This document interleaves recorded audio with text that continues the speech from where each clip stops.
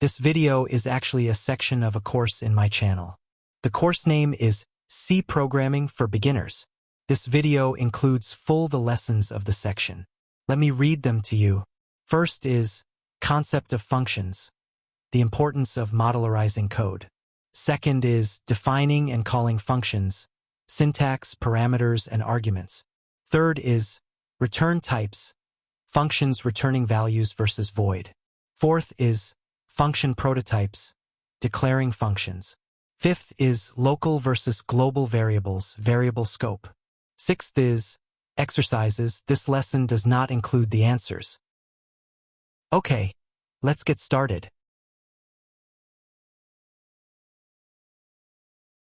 First, introduction, the problem of monolithic code. So far, most of the programs we've written consist of a single, continuous block of code inside the main function. This approach is called monolithic programming. Everything is in one big piece. While this works for small examples, imagine building a large-scale application. A game that needs to draw characters, calculate physics, and manage scores. A financial application that handles data validation, calculates interest, and generates reports. If we put all this logic into one giant main function, the code becomes hard to read, too much scrolling, hard to debug. Where did the error occur? Impossible to reuse. You can't easily copy and paste 50 lines of complex logic. Second, the solution functions, modular programming. The solution is modular programming, which is achieved through functions. A function is essentially a self-contained, named block of code that performs a specific, defined task. Think of it like building a car. You don't build the whole car at once. You build separate, reusable modules. The engine, the door, the wheel, the electrical system. Each module has a specific job. In C, we break our large problem into smaller, manageable, named functions. Every C program must have at least one function, main. Third, the three key benefits of functions. Functions are not just a good idea. They are essential for professional programming. They provide three major benefits. Reusability. Don't repeat yourself. D or Y. If you have a task that needs to be performed multiple times in different places in your program, e.g., calculating the area of a circle, you only write the code once, inside a function named calculateArea. Before, you copy the calculation formula 3 times. With functions, you just call calculateArea 3 times. This saves typing and prevents errors. B. Maintainability and debugging. If an error occurs, you know exactly which function is responsible. Instead of searching through 500 lines of code, you only need to check the 20 lines inside the function generate report. Functions isolate problems, making the code much easier to fix and update later. C. Clarity and readability. A function name instantly tells the reader what that block of code does. Instead of seeing 10 lines of confusing arithmetic, you see calculate tax income. The code explains itself. A well-structured main function essentially becomes a list of high-level steps. First, get user input. Second, process data. Third, display results. Fourth, anatomy of a simple function, the concept. Every function follows a standard conceptual flow. Input, arguments, parameters. The function takes necessary data to perform its job. E.g., a function that calculates a sum needs the 2 numbers as input. Process. The function executes the instructions inside its code block. Output, return value. The function often produces a result and sends it back to the part of the code that called it. E.g., the sum function sends the calculated total back.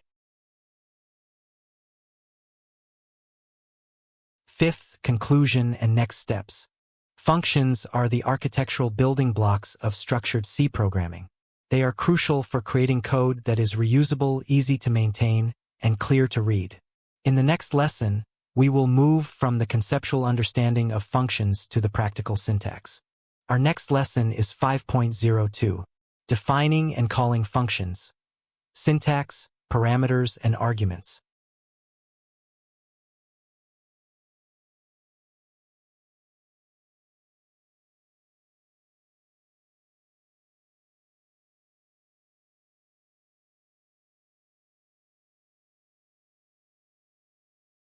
First, introduction, from concept to code.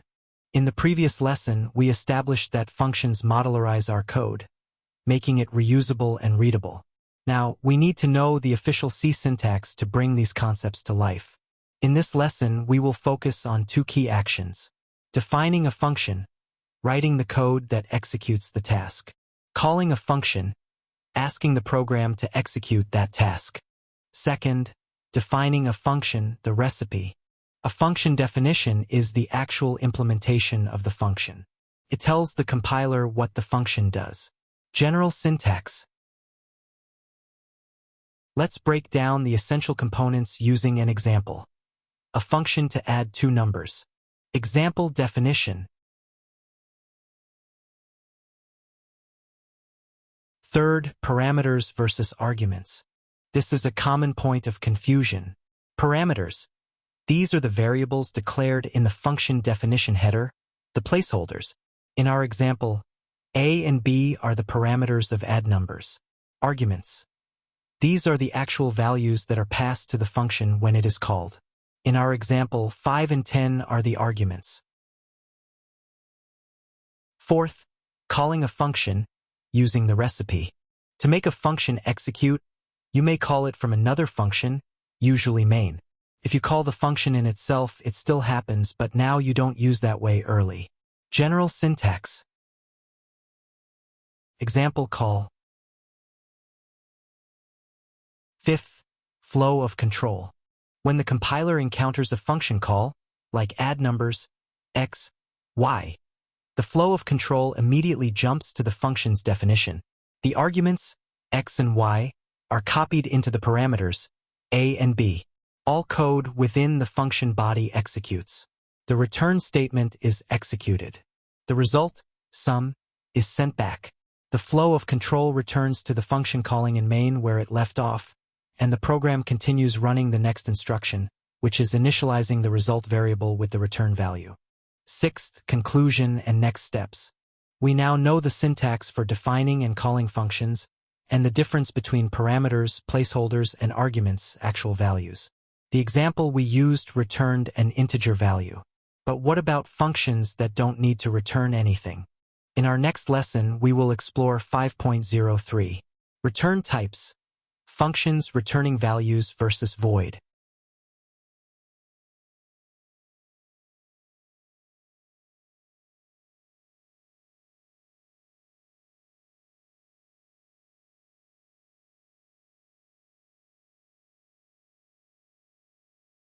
First, introduction, the function's output.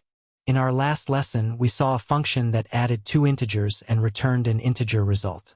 The return type tells the C compiler what kind of data the function will send back to the code that called it. Understanding the return type is crucial because it dictates how you use the function. Can you assign its result to a variable, or is its only purpose to perform an action? There are two main categories for return types. Number 1, returning a value, e.g. integer, float, char. The function calculates and gives back a piece of data. Number 2, void. The function performs an action but does not give back a piece of data. Second, category 1, functions returning a value, the calculator. When a function is defined with a specific data type, like integer, float, or char, it promises to produce and return a value of that type. Key features. Syntax. The return type must match the type of the value returned by the return statement. Purpose. To compute, fetch, or process data and make that result available for returning. Usage. The function call can, and usually should, be used on the right side of an assignment operator or inside an expression. Example, calculating area.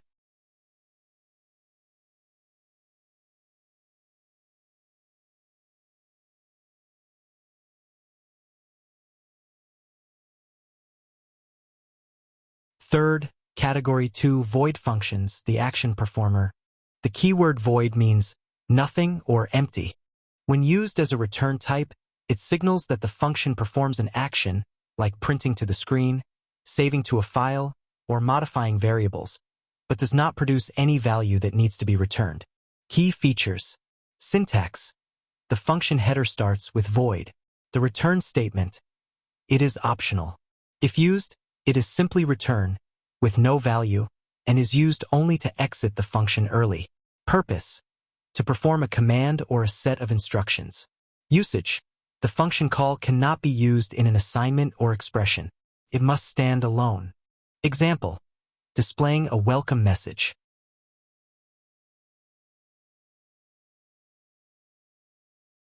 Fourth, summary table, value versus void. This is a comparison table between functions returning values versus void. Fifth, conclusion and next steps. The choice between a value return type and void depends entirely on the function's responsibility. If the function's job is to calculate something, it should return a value. If its job is to do something, it should probably be void. We now know how to define and call a function. But what if we define our function after the main function?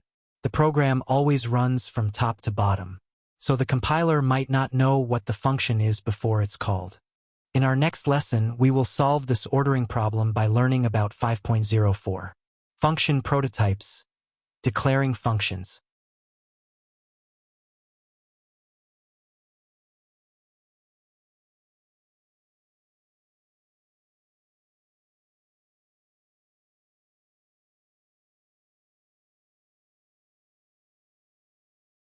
First, introduction. The ordering problem. In C programming, the compiler reads your code sequentially, from top to bottom. This creates a problem when dealing with functions. Consider this scenario. The compiler starts reading main. Inside main, you call a function named calculateProduct. When the compiler sees the call, it asks, what is calculateProduct? What type of value does it return? And what arguments does it expect? If the definition of calculateProduct is written after main, the compiler hasn't seen it yet, and it will throw a warning or an error, often an implicit declaration warning. Second, the solution function prototypes blueprint. A function prototype, or function declaration, solves this problem. A prototype is a simple statement that tells the compiler, before it sees the function call, exactly what the function looks like. Think of it as a blueprint or a forward declaration. It provides only the function's signature and ends with a semicolon. Prototype syntax. Key components. Return type. The type of value the function returns. Integer, void, float, etc. Function name. The name of the function. Parameter types. The data types of the arguments it expects. The names of the parameters are optional here. Third, example. Fixing the ordering problem. Let's use a function that calculates the product of two numbers. A code without a prototype error-prone. B. Code with a prototype, correct structure. Flow of execution. The compiler reads the prototype, knows how to handle the function call in main, and later verifies the full definition at the bottom of the file. Fourth, where do prototypes go? Function prototypes are typically placed in one of two locations. At the beginning of the file, placed just after the hashtag include statements, ensuring the compiler knows about all custom functions before main is defined. This is the most common practice for single-file programs.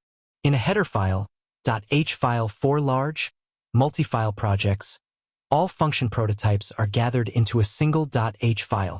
You then use the hashtag include myHeader.h directive to include the prototypes in the main file, keeping your code clean. Fifth, summary and next steps.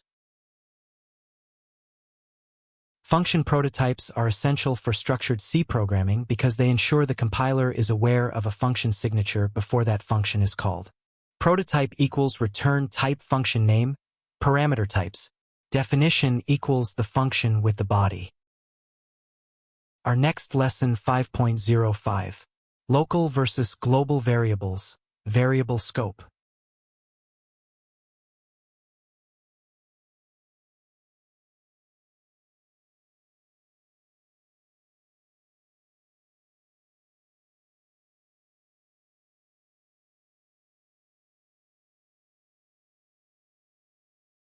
First, introduction. The concept of scope. We've learned how to define functions, but how do variables defined in one function, main, relate to variables defined in another function, calculate tax? This relationship is governed by scope. Scope defines the region of the program where a variable is accessible and valid. In C, there are two main types of variable scope, local and global. Second, local variables, the private room. A local variable is a variable declared inside a function or inside a specific code block, like an if statement or a for loop. Key characteristics. Scope. Accessible only within the function or block where it is defined. Lifetime. They are created when the function is called and destroyed when the function exits. Isolation. Variables in one function are completely separate from variables in another, even if they have the same name. This prevents accidental interference, e.g., integer x in main is different from integer x in func A. Example. Third, global variables, the public bulletin board. A global variable is a variable declared outside of any function, usually at the beginning of the C file, just below the hashtag include statements. Key characteristics. Scope, accessible from any function anywhere in the file, and sometimes across multiple files. Lifetime. They are created when the program starts and destroyed only when the program terminates. Risk, because any function can change a global variable, they can make debugging difficult. It's often hard to track which function is responsible for an unexpected change in the variable's value. Example.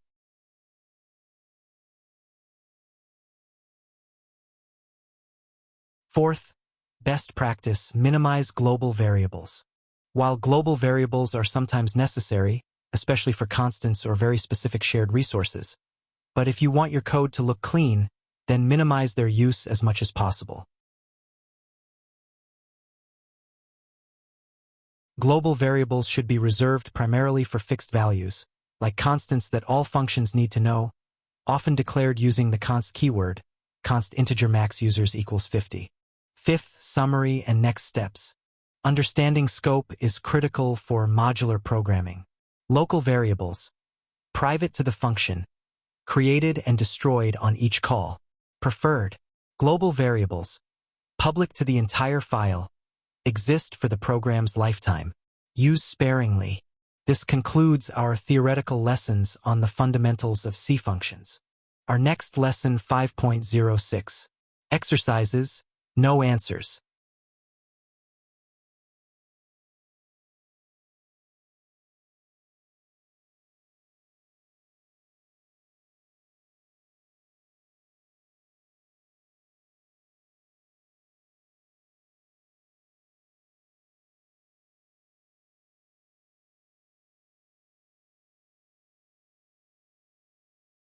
Part 1 Basics. Problem 1. Input a positive integer n. Calculate the sum s, n, using the following formula. Problem 2. Input a positive integer n. Calculate the product s, n, using the following formula. Problem 3. Input a positive integer n. Calculate the sum s, n, equals. Problem 4. Input a positive integer n. Output all even numbers in the range from 1 to n. Problem 5. Input a positive integer n. List all divisors of the positive integer n. Problem 6. Input a positive integer n. Calculate the sum of all divisors of the positive integer n. Problem 7. Input a positive integer n. Output the digits of the positive integer n. Hint. Use the modulo operator and integer division by 10. Problem 8. Input a positive integer n. Find the largest digit of the positive integer n. Problem 9. Input a positive integer n. Write a program to check if n is a palindrome or not. A number n is a palindrome if it reads the same from left to right or from right to left. Part 2. Advanced. Problem 10. Input a positive integer n. Write a program to extract the digit at a certain position k of n, counting from right to left. Problem 11. Input a positive integer n. Write a program to check if the positive integer n is an Armstrong number. An Armstrong number is a number such that the sum of the kth powers, where k is the number of digits of n, of its digits is equal to the number itself.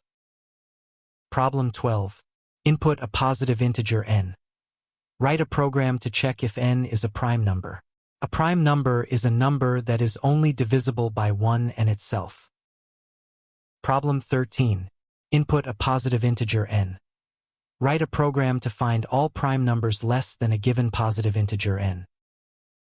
Problem 14. The Fibonacci sequence is a sequence of numbers where each number is the sum of the two preceding ones. The Fibonacci sequence starts with two numbers f0 and f1. The initial values of f0 and f1 can be 0, 1 or 1, 1 respectively. The formula for the Fibonacci sequence is as follows. The Fibonacci sequence is as follows. Enter a non-negative integer n. Calculate fn. Part 3. Logical Reasoning. Problem 15. Describe the operation of an ATM machine. The ATM machine contains 4 types of banknotes: 500, 200, 100, and 50. Each type of banknote corresponds to a given number of banknotes. Count 500, count 200, count 100, and count 50. Assume the ATM machine contains an initial default amount of money x. 1. Write a program to simulate the operation of an ATM machine with the function allowing the user to enter the amount of money to withdraw, n. 2. The user can choose to perform the withdrawal function until the machine runs out of money or end the program after completing the operation. Note: the number of banknotes withdrawn must be the minimum possible. 3. Enhance security for customers by initially providing them with a default password consisting of a maximum of 8 digits. Customers will only be allowed to access ATM functions after entering the correct password. Additional part. Problem 16. Write a program to solve a quadratic equation of the form